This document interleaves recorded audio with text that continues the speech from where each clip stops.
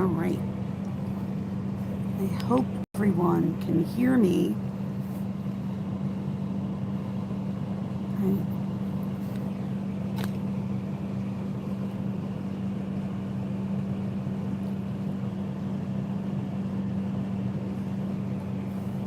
I am gathering my notes.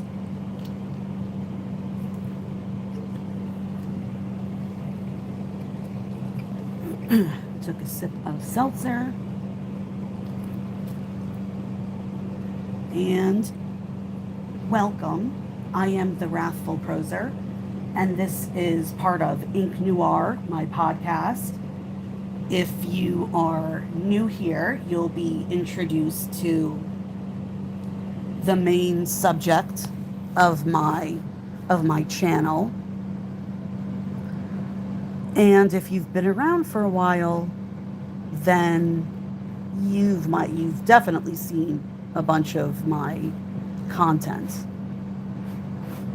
Oh, I just want to double check that my headphones are working. I'm assuming that they are.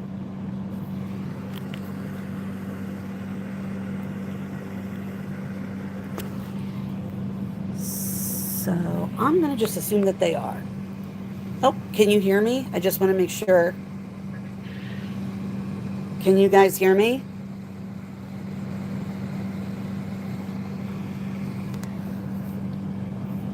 I want to make sure everyone can hear. So let me know if you guys can hear me. Okay, good. Okay. Yay, perfect. So, welcome, hello, good morning.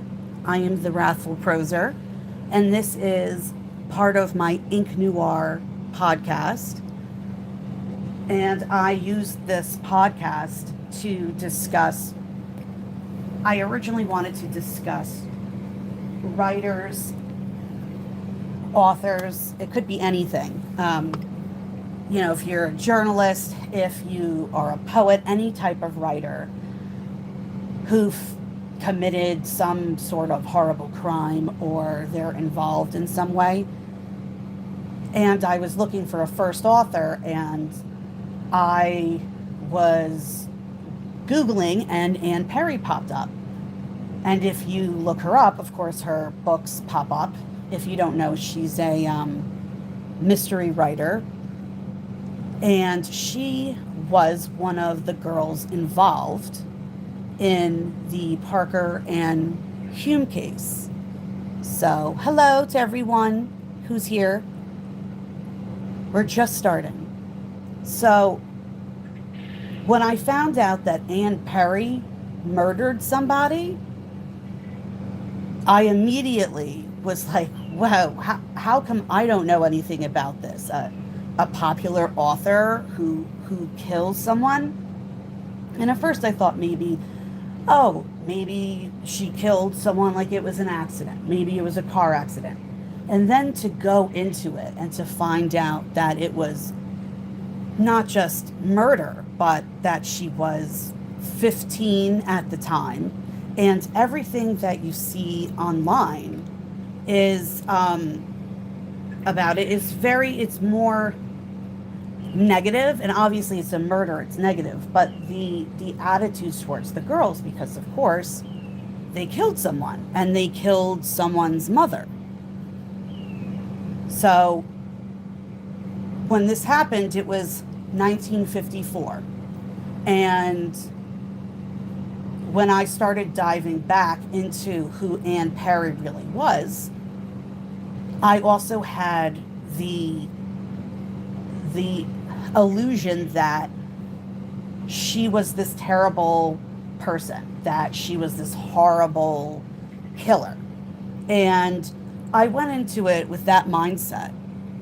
But after a while, I began to see things that started to kind of contradict things.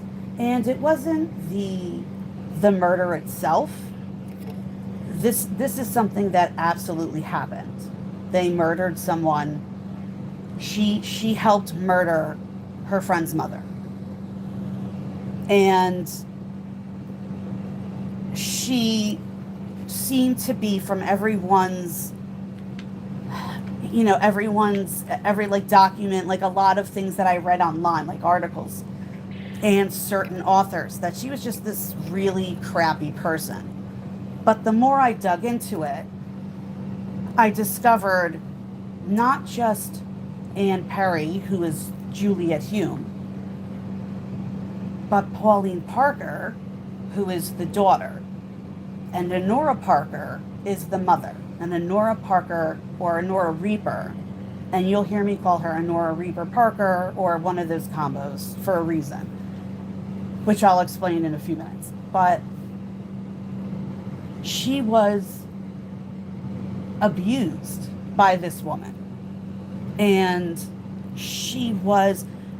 her father wasn't around a lot.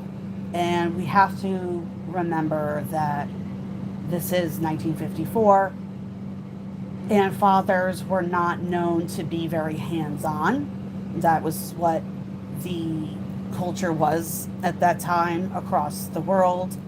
And just, and that doesn't mean all fathers, obviously, but the traditional family was very white, very straight, and it was follow the rules and you'll be fine, you're good, and if you don't follow the rules, there's going to be consequences. Whether that be like societal, ostracizing, or something else. There was always something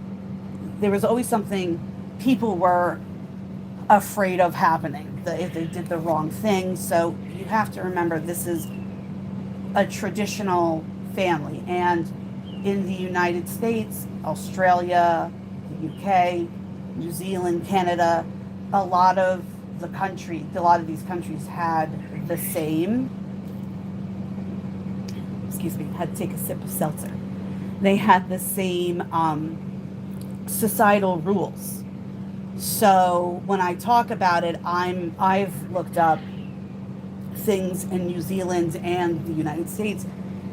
They're very, very similar at the time, like the dressing and the attitude. So I'll, if there's anything really different, I'll kind of, separate it. But for the most part, this was the society of how everyone had to live.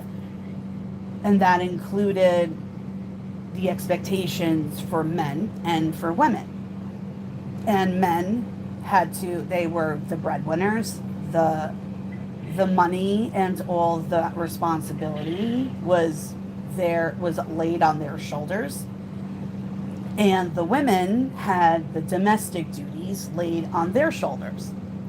And during this time, after in the Victorian era, there was this, you'll notice if you see like how they dress, there was this start of the traditional, in air quotes, family look, where you had the man and the woman, and then you had children, and the man, whatever masculinity looked like to them and whatever femininity looked like to them at that time, they were extra. The women were shown they had to be, and they were taught to be like soft and demure and not to say much, and if they did, it had to be worthwhile for everyone. And kids were just like ignored, because if you were a kid, when people say don't speak unless you're spoken to, either as a woman or a kid, like don't interrupt me, grown-ups have to talk, like those ideals. So like back then, kids were just like, okay, go over there and we'll figure it out later when we pay attention to you. So you had these roles like ingrained and taught to people. And by the time we fast forward to the 1950s, this mindset came back, and it was reinforced that women should stay home. Let me take a quick break to say hi. Hello, everyone. Hi, thank you for coming. Thank you for coming to my TED Talk about the Parker Hulme case. So by the time we're back in, the 1950s, this is what you see like in movies, and this is where the femme fatale comes in.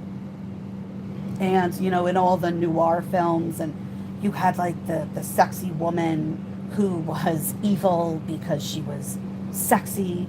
And then you have like the pretty, the pretty girl next door who's the one you marry.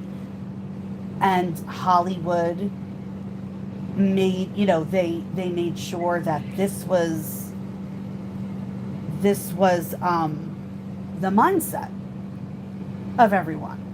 So fast forward to 1954, we have two girls who are growing up in where we get the boomers, and the boomers are the generation that, what can I say about boomers that hasn't already been said? But they have consumerism. They're like starting to be like trained to buy all this excess stuff and all these new things. And, everyone's mind is blown. It's after World War II. The economy's getting better for a lot of people. And businesses wanted a piece of that. And so you had, all the gadgets that started to, all the ovens and televisions were now finding their way in a lot of homes. At this time in New Zealand, there were not a lot of televisions. In the United States, there started to become, I believe, about one TV per household in the United States in the 1950s. Like that was starting to become normalized. And New Zealand, that happened in like 1960, 1961. So they were like 10 years behind with the TVs. So this is all this cool stuff is coming out, and now kids have more time. They don't have to go to work and put their money into the household anymore. The fathers are making enough money, and then more women were entering the workforce during World War II. If women had never entered the workforce, then the world economy would have crumbled. So when women finally got back because years before, they were part of the working, part of getting the family, the stuff together. So it wasn't so just men only. And then that became the norm. But at this time, everybody was needed for World War II. So all the women stepped up and they replaced all the men. And that means from janitors to women flying planes over Germany and shooting down Nazis. They fixed planes. They were drivers. That they were anything that then your nation needed, because everyone was away. All the guys were away at war. So they get this independence, and they're good at their jobs because they want to learn, and they're just good at their jobs. So we have the taste of, I can have my own job and make my own living. And for a while, until the war ended, women had that. The war ended, and everyone was like, thanks, girls, that was great. You can go back to the kitchen. We got this. And a lot of women were very happy to go back and to help their husbands. But there were those who either for whatever reason, they enjoyed doing it, they needed the money, You know, if something that they were interested in. A lot of jobs didn't find the need for them, but there were those that obviously did work. But it was always looked down at if women worked, unless it was specific in specific industries like teachers or nurses. It was very limited. So all of this stuff, I know there's a lot of extra detail, but when I look at this case, I have to look at this. Oh, hi, Kenny.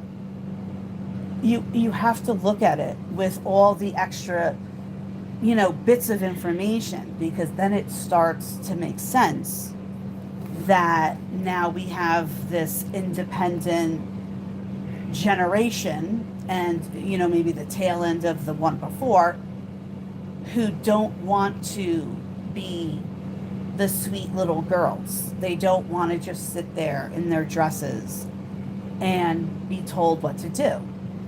And they had lots of opinions. But we see in the movies at this time, and in books, and in society, women, their opinions were not wanted or taken seriously.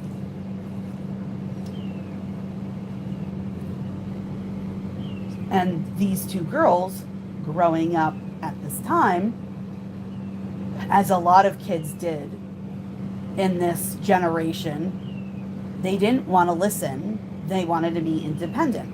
Now they could spend money the way they wanted to. Now they could go to school and stay in school, and the numbers of kids staying in school doubled, like all over the world. And so they could get jobs for themselves to keep their money. So a different subculture was emerging at this time, because before that they didn't even have the word teenager. It was something that was mentioned in the 1800s, but wasn't used again until the 1940s. So really the boomers especially grew up as the first generation to be known as teenagers. So this was when people handed out, I'll go more into all this, but they were the governments, they handed out pamphlets to warn people against juvenile delinquency, because kids now are not listening to adults. So it was anarchy for a society who liked to follow rules and had always treated kids like, people who didn't deserve to have their opinions said until like they hit a certain age. I had a grandmother who did that.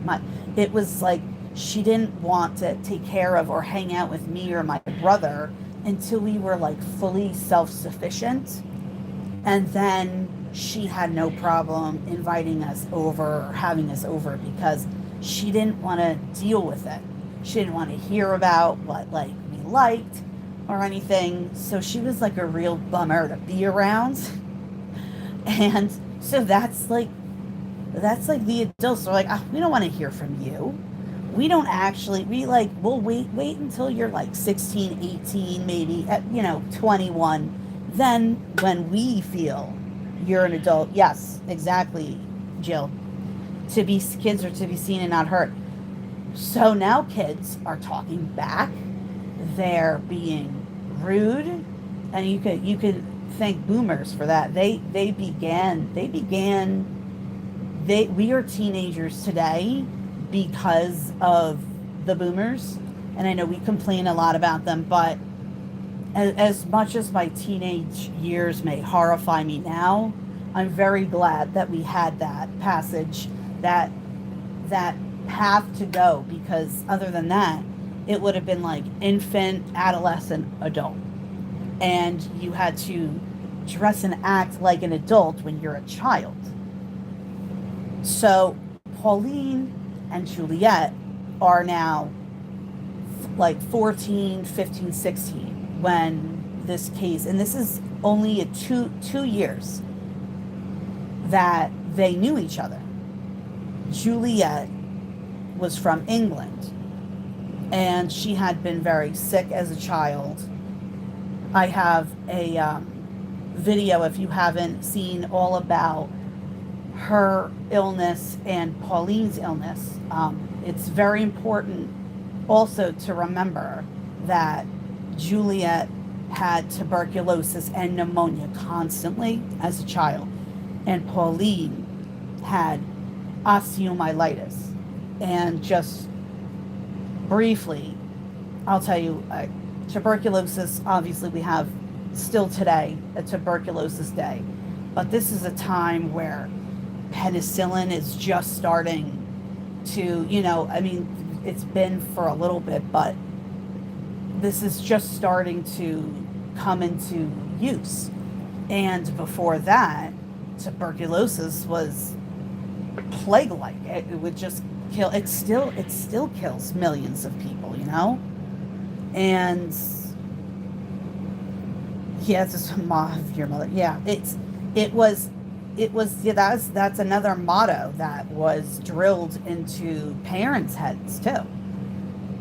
And we have to remember sometimes, as much as we may not want to, as I found out doing this case, sometimes you have to give, the person or the generation a little bit of grace, because there are things like I discussed with my mother, how it was always, such strict gender roles, and how it, when I was growing up, it completely changed.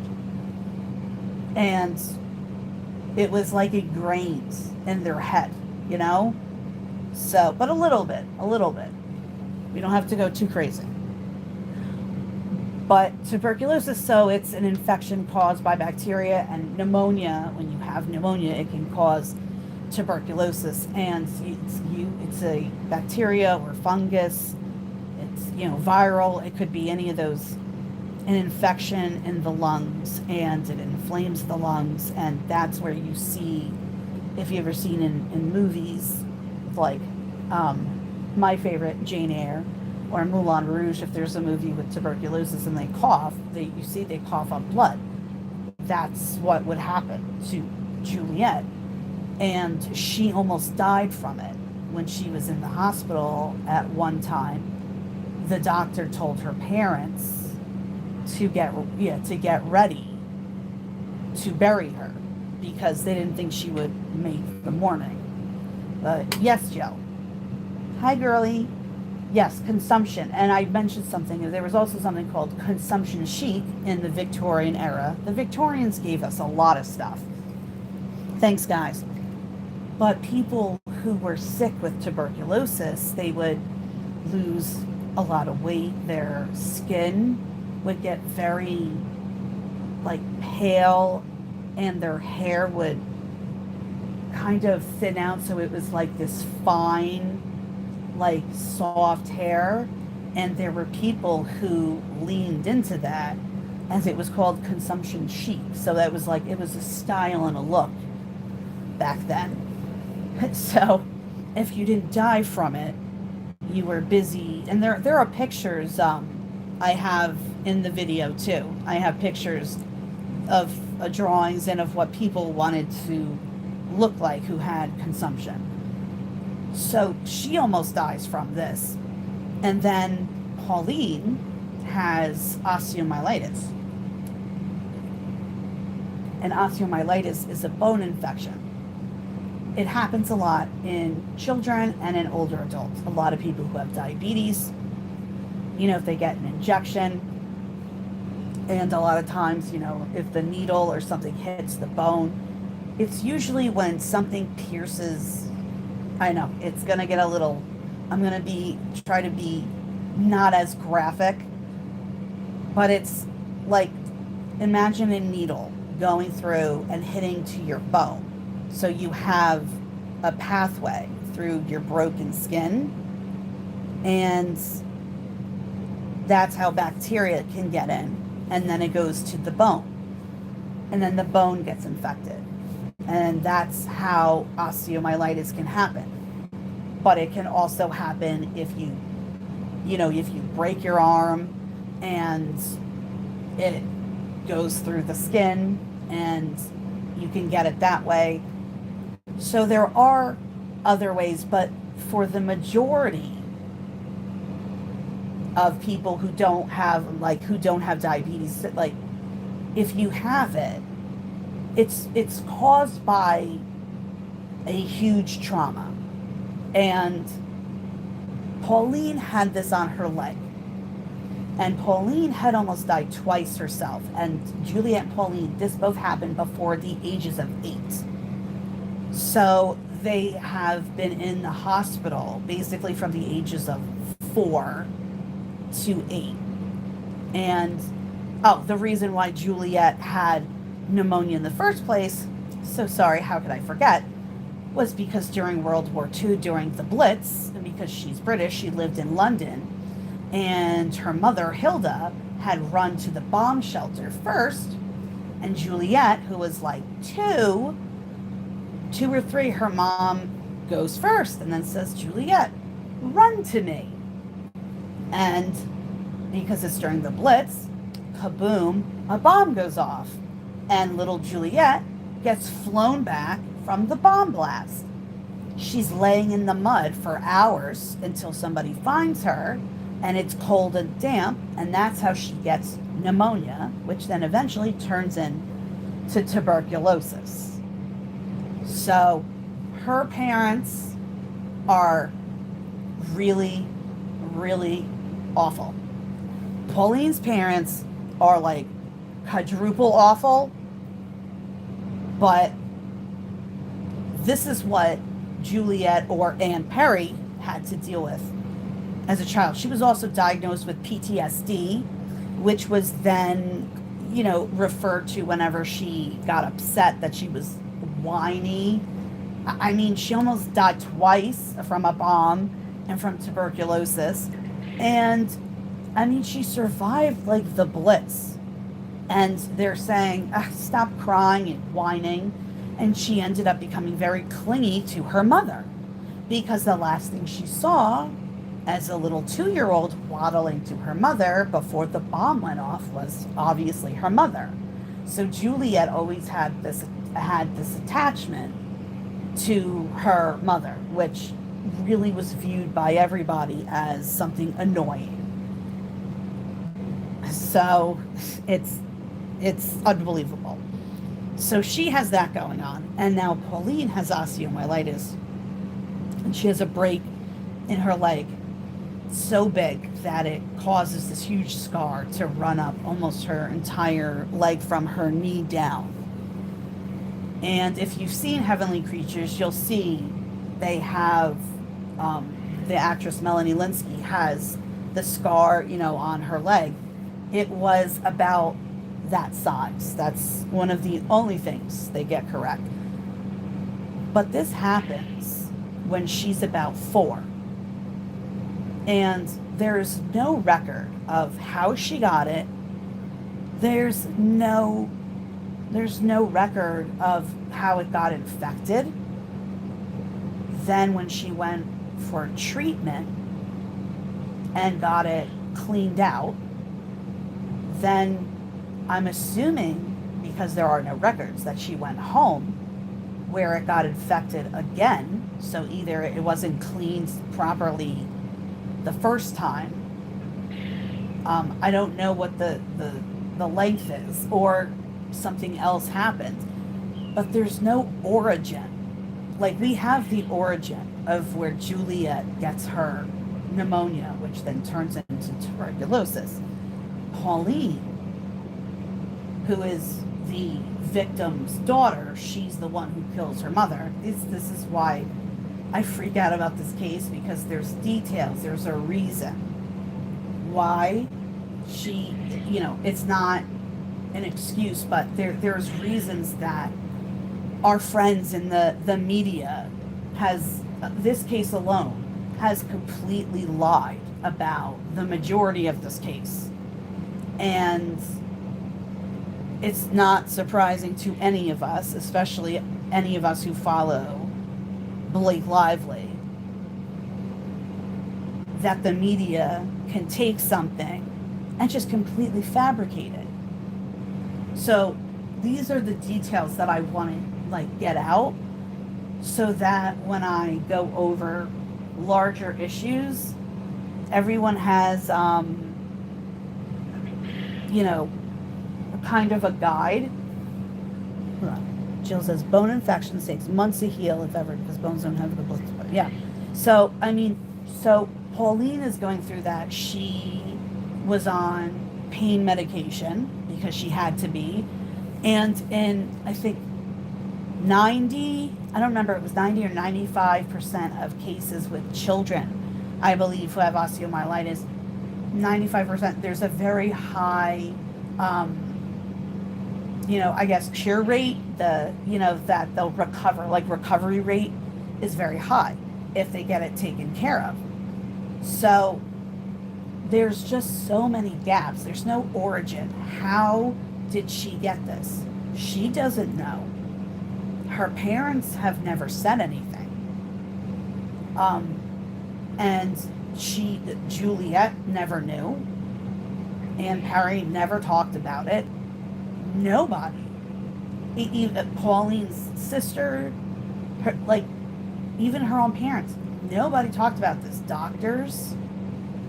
So what happens to cause a 4-year-old to get an injury so bad that it, and I understand kids, that this is a time where their bones, they're not, you know, as strong as they are, obviously, as they get older. So yes, they can break something easily. But this is the tibia and the fibula. So these are the lower bones, like below the knee. How did they break? How did they break to pierce through the skin enough?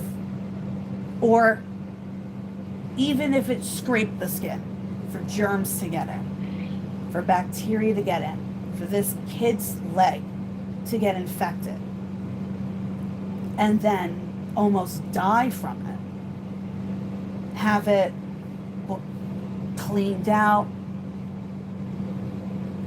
She must have had it cleaned out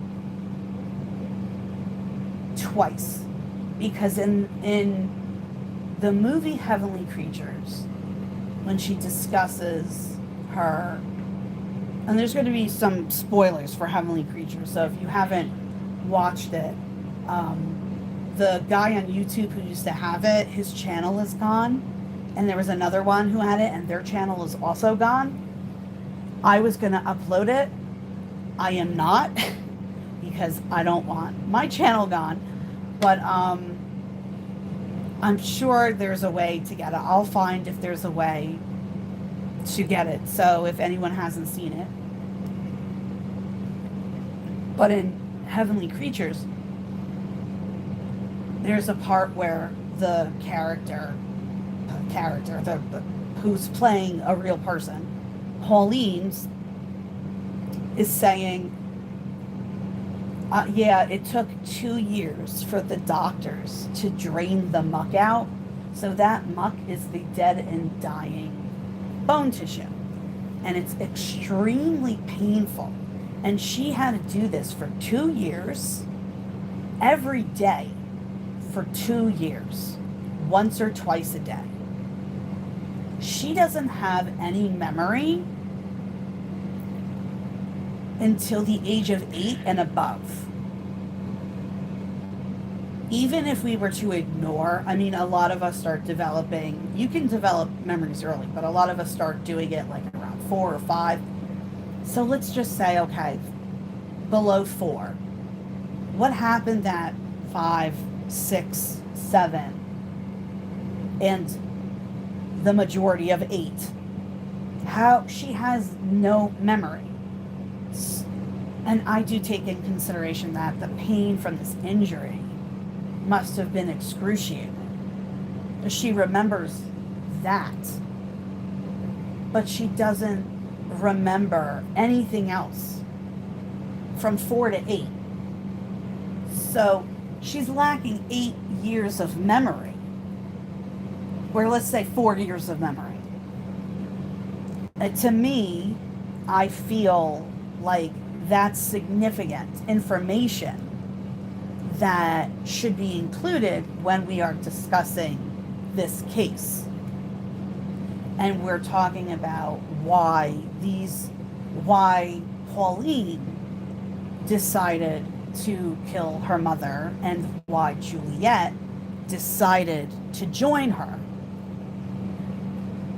Because many things that you'll read will say that they planned this together and that they got off on this somehow.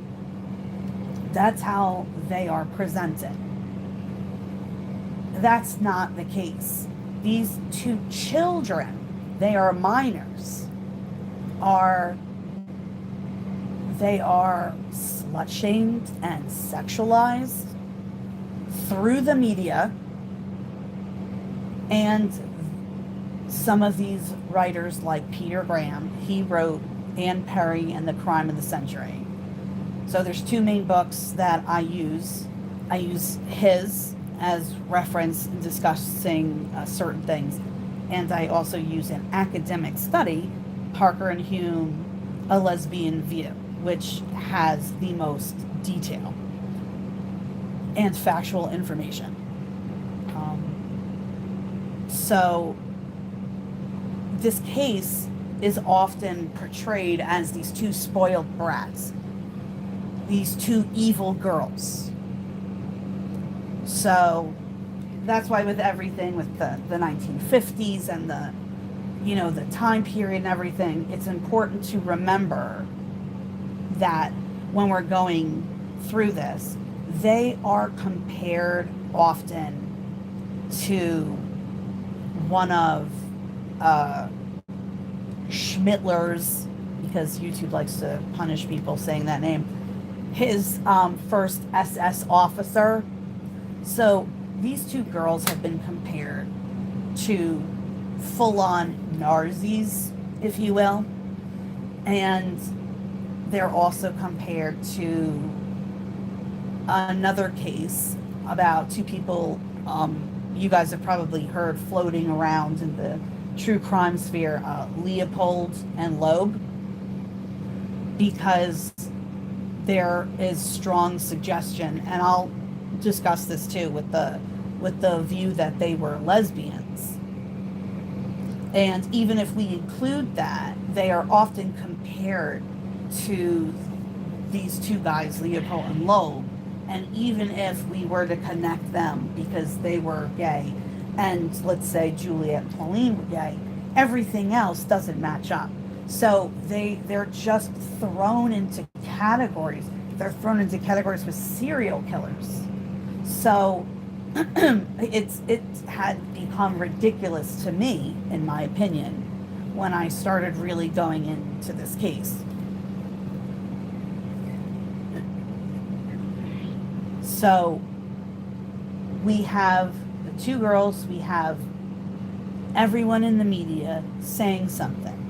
So by the time we are here in 2026, the impact of that is very great. You have almost 72 years of people saying how horrible and awful these two girls are. And there are a lot of true crime YouTubers and other YouTubers. There's obviously documentaries and books that portray them in the wrong light. Like there was this YouTuber a while ago, he has like millions of people. And at that point, I think I had like, 70, and I feel like this little ant yelling at him, because it was like this entire made up skit that he had done with this AI program, and it was completely inaccurate. And the facts can be easily found, but when you look, it's the same thing we've seen. That's why I draw comparisons with Blake Lively and the SEO manipulation. because even before any of the internet, manipulation, these people, these outlets had used manipulation to shift your focus from the truth. So when I was researching, you see the majority is bad and not positive. But it doesn't take much to really Google and find the actual facts, because there's just so much illusion over it. There's 72 years of illusion that these two girls are bananas and they're crazy killers. It was so bad that when they were tried and they did go to prison, they spent about almost 6 years in prison. When they were both released, they released without them knowing, because part of what the judge said was that they could never contact each other ever again when they were out of prison. They were separated, and they were told, like, how could you enforce that? They're telling them, oh, you can't see each other. There's no way to enforce that. They never did, because I'm sure they were scared. So they were also separated because, I don't know if it was the psychologist or the psychiatrist, wanted to study how the separation would affect them. So, like how they used to separate twins to see. They used to do that. That was a huge thing. They used to separate siblings, like multiples, to see what would happen. So they would adopt them out to different families. And they separated them because they wanted to study how their mental health would be affected by the separation. And after reading all of that, and I'll go more into the books because there's just so much, that I found a difference in the two books. I've also read a biography on Anne Perry, which I will do her as Juliet Hulme now as Anne Perry. I'm going to do her separately because there's a lot with her. I have spoken to people who are friends of Anne Perry. I also had a few Zoom calls with one of the authors of the Parker and Hulme, A Lesbian View book. The Peter Graham book, I decided not to, I tried to contact him. And for those who don't know, I am in this invisible, made-up fight with the author of the Anne Perry Crime of the Century, because I just think he is a liar pants and can't write himself out of a paper bag. But I'm in this, I can't deal with his misogyny and how he makes things up. So the Parker and Hulme book, where I talked to Julie, because unfortunately her partner, her research partner, Allison, had passed away before I had emailed her, and she passed away, and it was always something that I was so upset because I had emailed her while she was still alive, and I don't know, I'm not sure if she was sick or not, and I didn't ask, and Julie didn't offer up that information, but like that I knew that the email was sitting there way before Allison passed away. And after talking to Julie Glamazina, who wrote this book with her, it would have been nice to speak to Allison, because it seemed that she and I were very similar with our views. And Julie had told me that she did not read Peter Graham's book. They both saw Heavenly Creatures, and I am going to read, maybe in another live, or I'll just record it. Allison wrote it's almost, I like to call it an extra chapter to the book. She wrote a paper on what a bunch of crap the film Heavenly Creatures was. So we have a lot of Allison and I scenes that have a lot of similar ideas. So Allison read the book by Peter Graham, and she was not happy. And even to this day, Julie said, I won't read it because I know if I read it, I'm going to get very angry. Particularly in Peter Graham's book, which is one of many reasons why I don't regard him in the same way I regard Julie Glamazina and Alison Laurie, is because their book, their research began before his, which is whatever. We all decide to research things at different times. The researching was done in the 80s. And by the time their book was published, I believe it is, let's see, is it 1991? Yes, 1991. And then a U.S. edition came in 1995. So this was written in the 80s and published in 91. And Peter Graham's book was published in 2011. And that's an important date to remember for many reasons. So in his book, he does not use their book. He dedicates like a chapter belittling their research and their book and their view. And yes, it says a lesbian view, and yes, they are lesbians from New Zealand. They grew up, and so, and he was also lived in New Zealand. That Allison and Julie grew up hearing about this crime. They're around the same age. Allison was older. I believe she was, she didn't 80, I don't know, she was 80 something when she passed. Julie is a little younger. She's I think 70 or in her 70s. But so they're old enough, they know, they were there, they lived there. And so they have, this book is from not just their view, but also this crime was significant in lesbian history, particularly in New Zealand, because even though many places, many different countries and whatever have heard the term homosexuality and lesbian and gay, at this time, it really was also at this time in the 1950s, there was something going on called the Lavender Scare, which is supposed to be a play off the Red Scare, which is ridiculous. That this was when men who were, I guess, like, seen to be, oh, my alarm's going,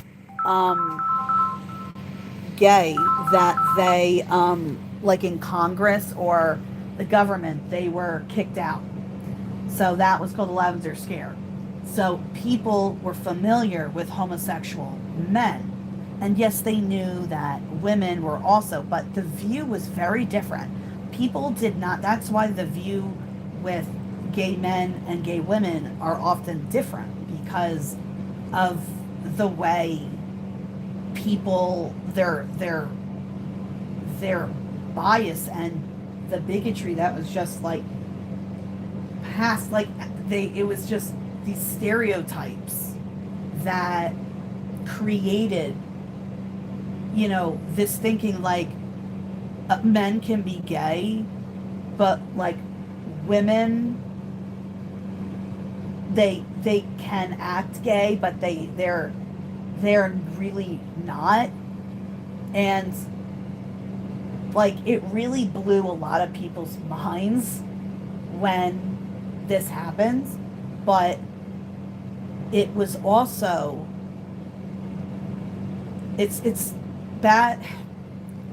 It's not a good thing to say that something that, I mean, I guess something good came out of this, because now, because of all the media and everything, and the doctors creating this thing, saying that, oh, well, they're definitely lesbians. This is the first time in New Zealand where this term, this word, is being brought up.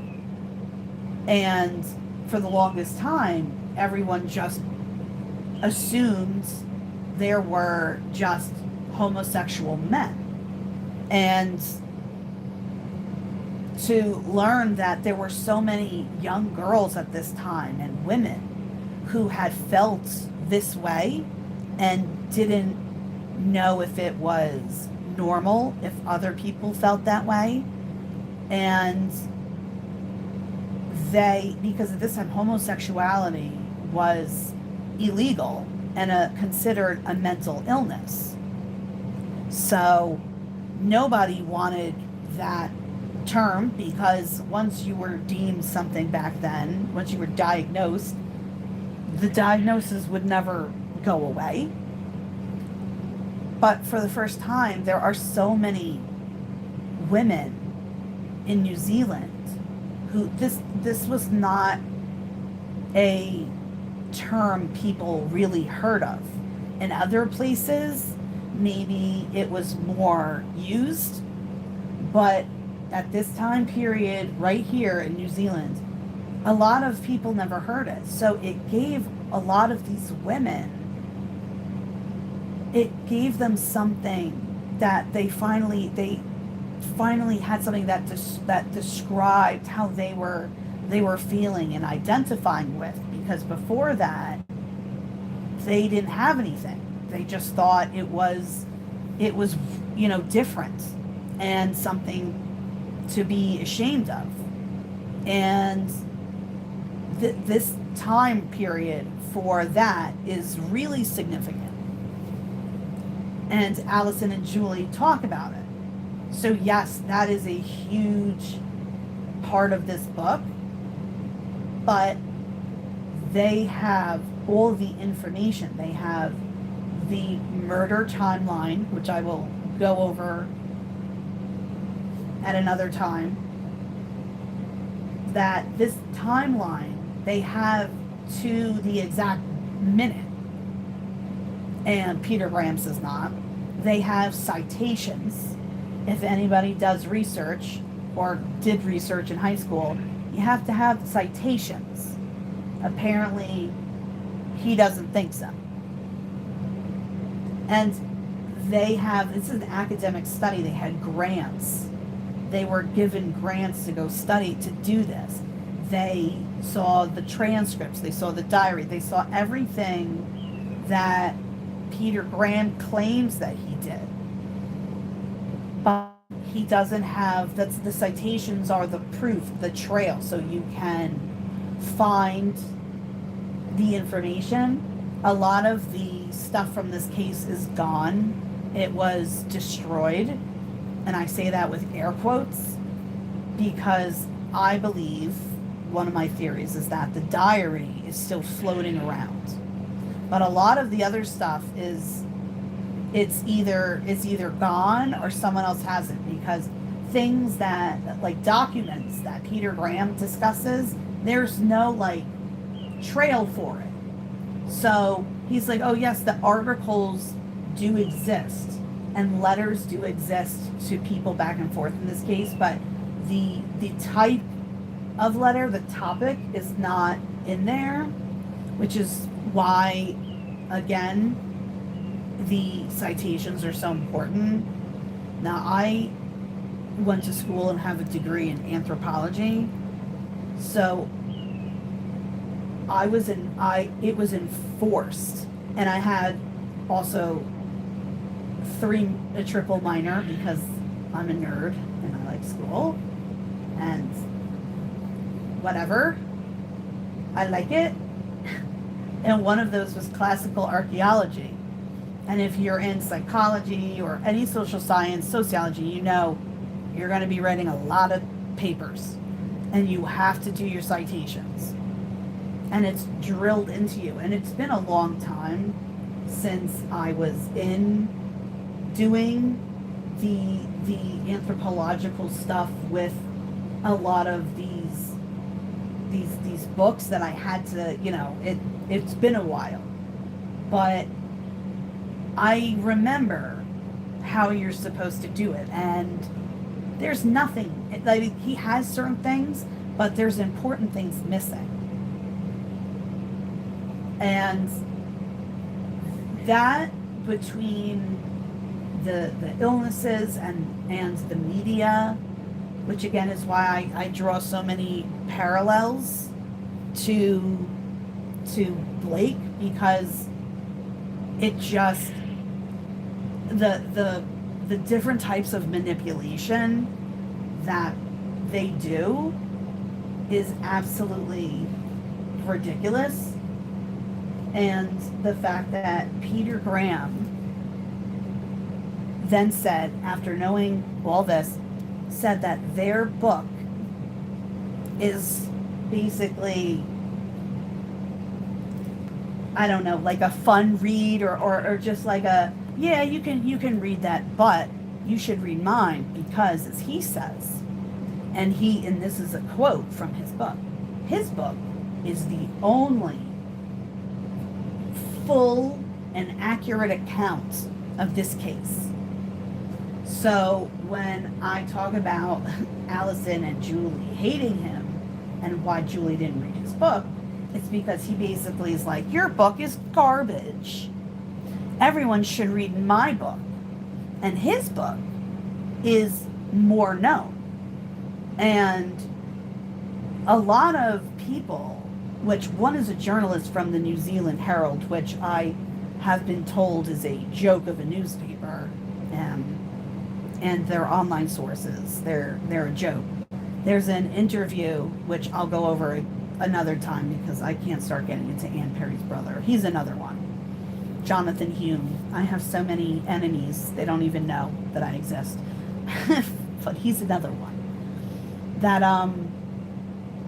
he's just, it's just amazing that she thinks that Peter Graham, like, this was she interviewed Jonathan Hume, which is Anne Perry or Juliet Hume's little brother, and he has a lot to say, and I have a lot of opinions on it, but he's another one. And she's the head crime writer at the New Zealand Herald.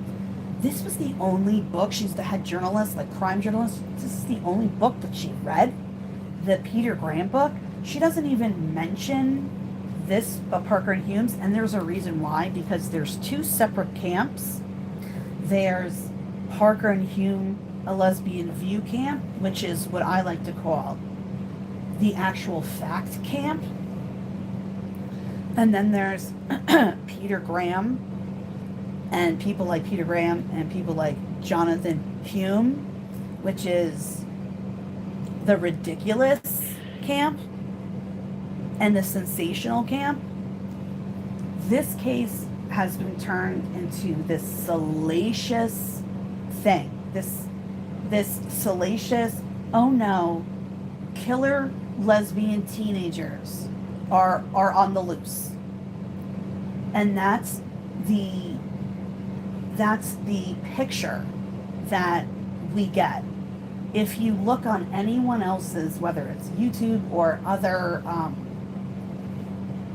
sites about this, it's mostly all negative. It's Juliet and Pauline are two crazy killer lesbians, and Honorah, Pauline's mother, told her no, that you can't go with Juliet, because at that point Juliet was going to South Africa with her family because of her lungs. She was just 6 months out from having another bout of tuberculosis, and Pauline wanted to go with her because Pauline's life sucks, and she gets smacked around by her mother. They have a boarding house with 5 extra people, which are all adult men, which I will get into another live because we'll be here forever. We're already here for over an hour. Thank you guys for hanging out for so long. I promise I'm wrapping up. But like, this is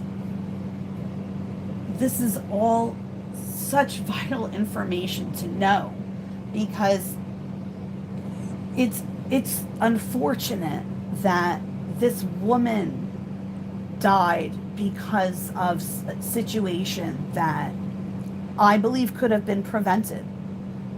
That she was in this cycle of abuse, which is what I made a little like 1-minute video about it the other day. It's this vicious cycle, and unfortunately, as I know, and I know there are many of you that know, when you are in any type of relationship, a domestic one, a romantic one, when you are in one which has a cycle, you can kind of pick it out when you see it in another person. And the diaries that are talked about a lot in this case that Pauline has, the entries are taken, first of all, out of context. The planning is usually, the time period is usually fabricated. So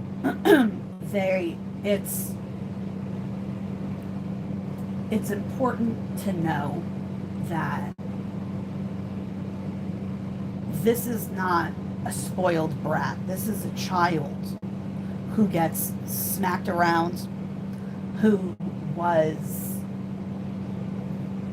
raped by an adult male in the home who was one of the boarders, and a professor, an assistant professor at the local university. And in this scene in Heavenly Creatures, she's 14 when this happens. And I made a point to look back to make sure what age was the age of consent. To me, anything, well, depends on the age, even teenagers, but she's 16 and younger. So I looked it up, and it had been changed in the 1800s from 14 to 16. So it's been 16, at least for a while. So if people want to argue with that point, like, oh, well, it's a new law or whatever. No. That this man takes advantage of their daughter multiple times, and the only person punished for it is Pauline. And we don't know if Honorah was diagnosed. She may have been bipolar. She may have had borderline personality disorder. She may have had nothing. We don't know.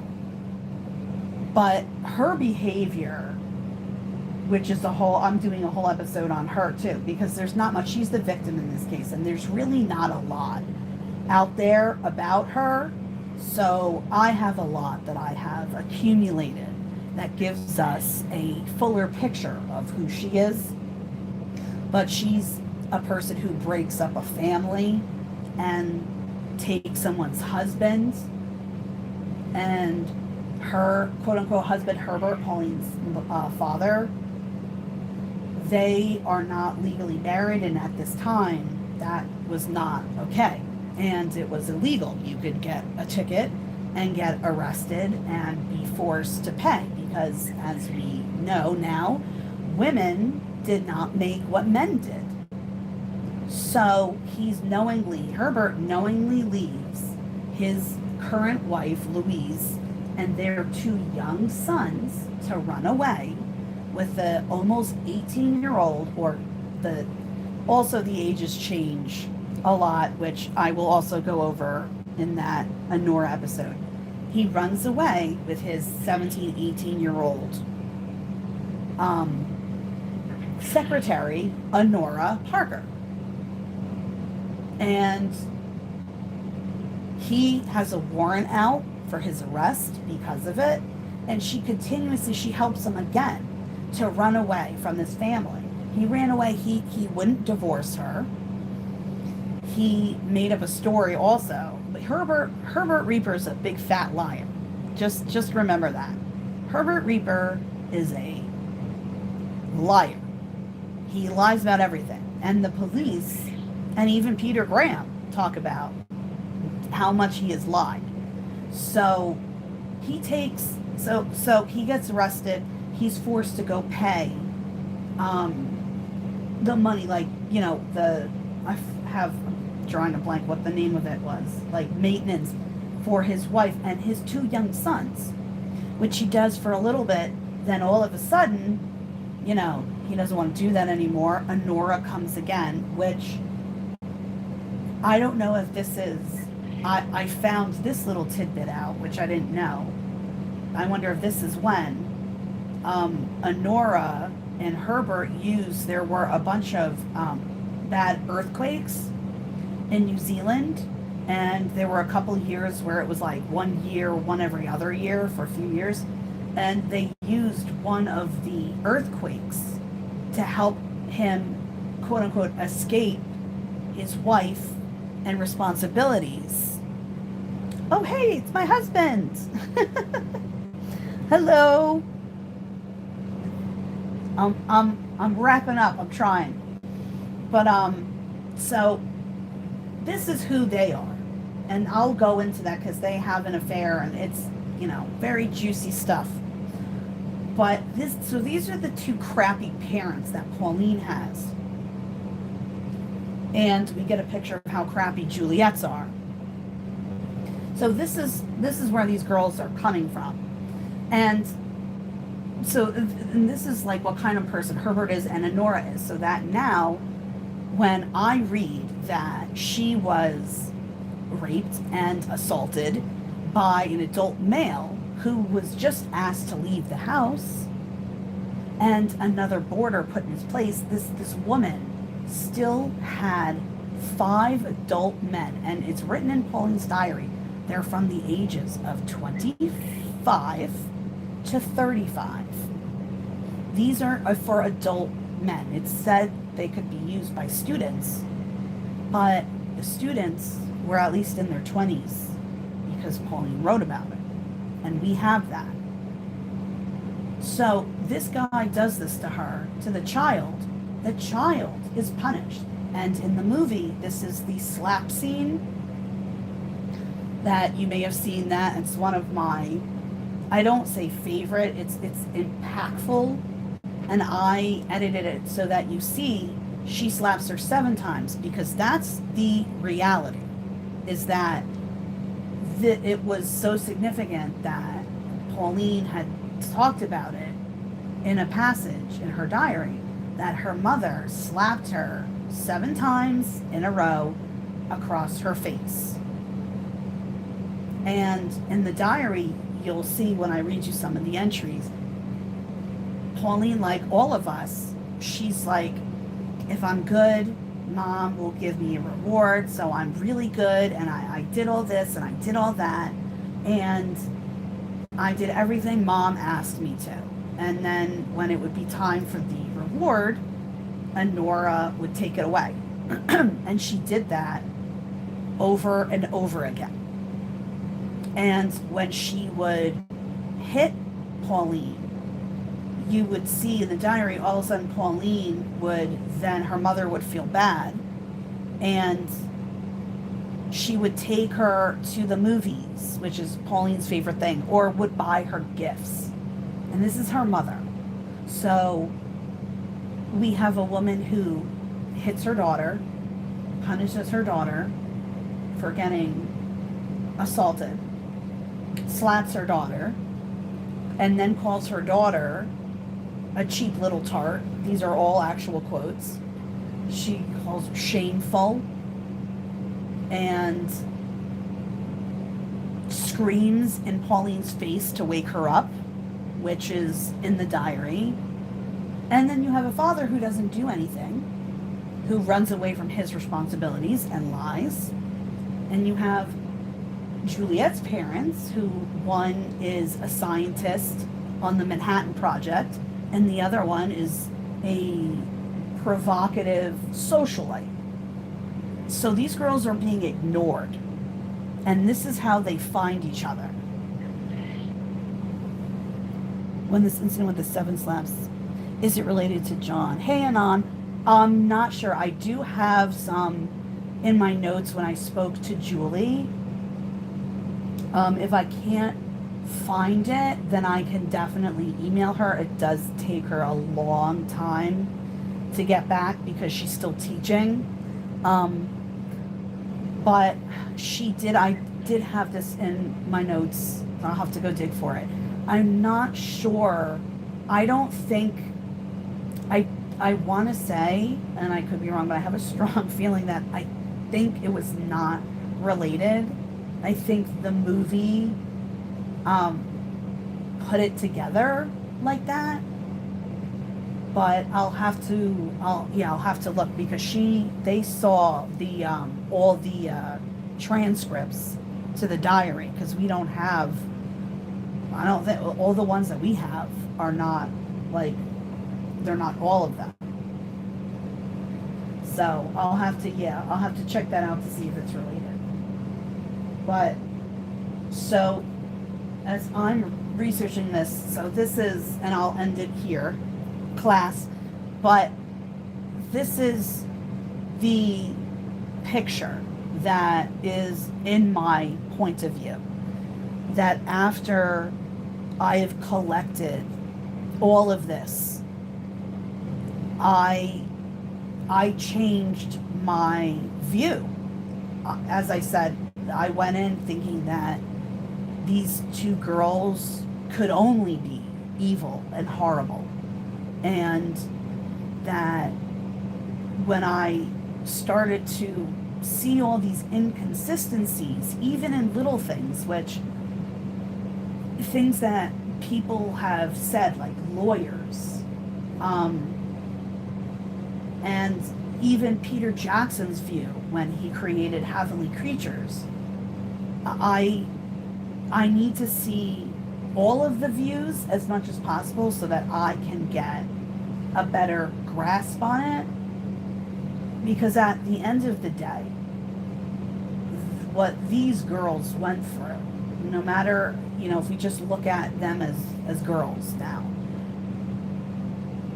what they went through was, yes, a part of the time, which I do take in consideration, and it's cliche, but we do have to look at when it happened and how for years society, just like us, society shapes us, our families shape us, and what I feel they experienced was nothing short of abuse.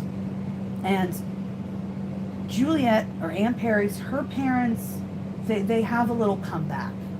It's unfortunate that something like this had to happen, but they have a little bit of a comeback after she's out of jail, which is where I think it really begins for her brother, like a lot of the resentment. So, I mean, they kind of redeem themselves a little bit.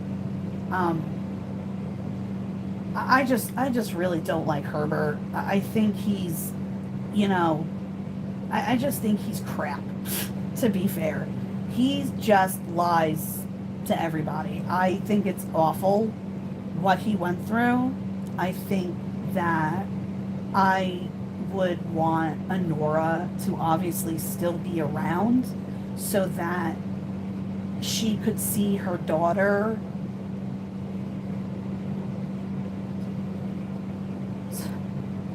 It's getting to me now. To see her daughter get some independence. And it sucks that didn't happen. But after speaking to some of Anne Perry's actual friends, and people who really love her and everything that I've seen, I think that this case is one of those that it may not be the most, sensational case out there, or it may not be deemed as important, but it's all part of the bigger picture, because we all know now how manipulative all these media outlets are, and they helped do this. Make no mistake, they helped create this illusion, because what would it have meant to add these extra pieces, these extra facts that are facts?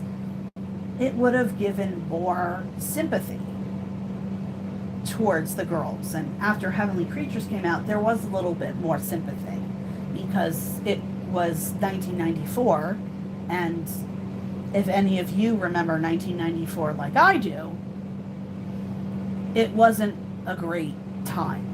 So a lot of kids, teenagers, we're already angsty. So we're watching a movie about angsty teenagers who kill their mom because they're pissed off. I mean, that's like the movie anthem of the early 90s, between that and The Good Son.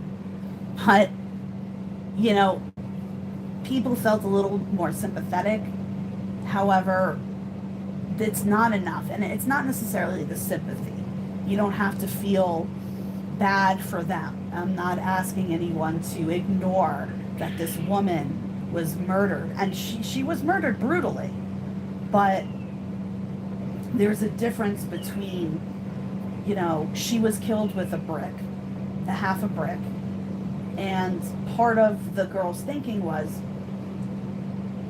they assumed, which it all lines up, this is a fact said by many people, they assumed that one hit would kill her, that they would put this half a brick in a stocking, Pauline would swing it, smack her mom on the head, and her mom would fall down, and that would be it. Because now, you guys now know, the osteomyelitis that Pauline was still suffering from, and the tuberculosis that Juliet was still recovering from, these were not strong girls.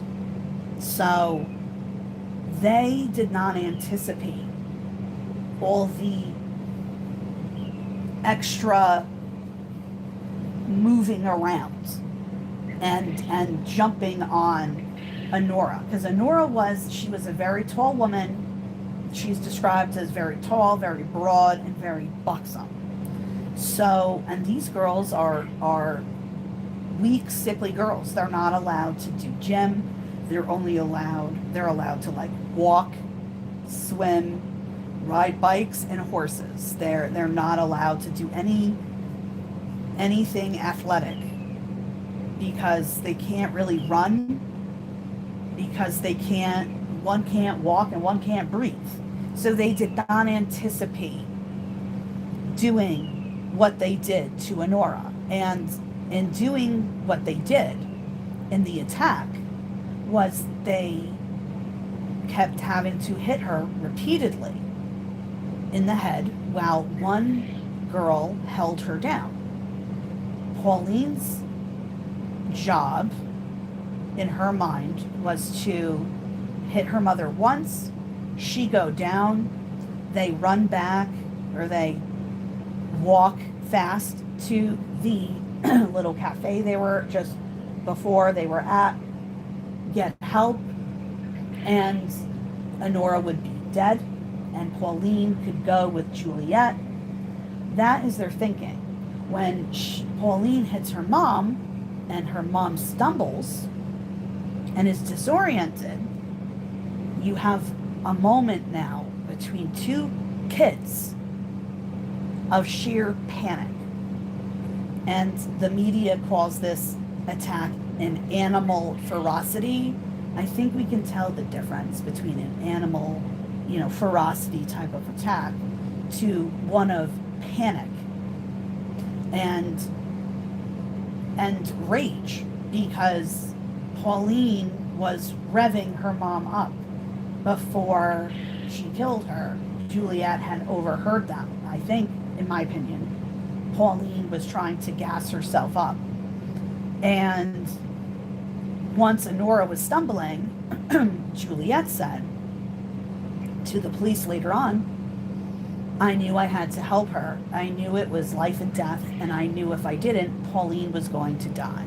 So we have either she thought Pauline was going to die because if her mother survived, maybe she would do something, or at the time, there was still the death by hanging, which the girls escaped because they got just a sentence of prison because they felt, because of their age, that they would do well to be rehabilitated, and because they were both very intelligent. Juliet Hulme, or Ann Perry, her IQ was 170 at 15, and Pauline's was never tested, but I'm quite sure it was up there. So this is why I believe in this case so much, and I have so much more work to do. I really thought this would be 2 or 3 episodes, and I would be talking about other writers and the crimes that they did. I have a whole list, but I feel I can't move on until people start to see that yes, this happens, this murder happens, we can't go back, so we can at least go forward with the truth and all of it, because all the facts matter. These are not little negligent things. These are important, and I just feel that this is one case that a lot of people know in the true crime community, but they don't really know as much as they do because of the media and everything.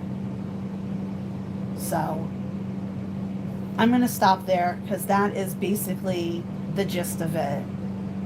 And I will do another, if you guys want, I will do another one with more questions, but that's really, it takes so long because there's so much, which is why it's 3 years later, I'm still doing this. Yes, absolutely, Khaleesi.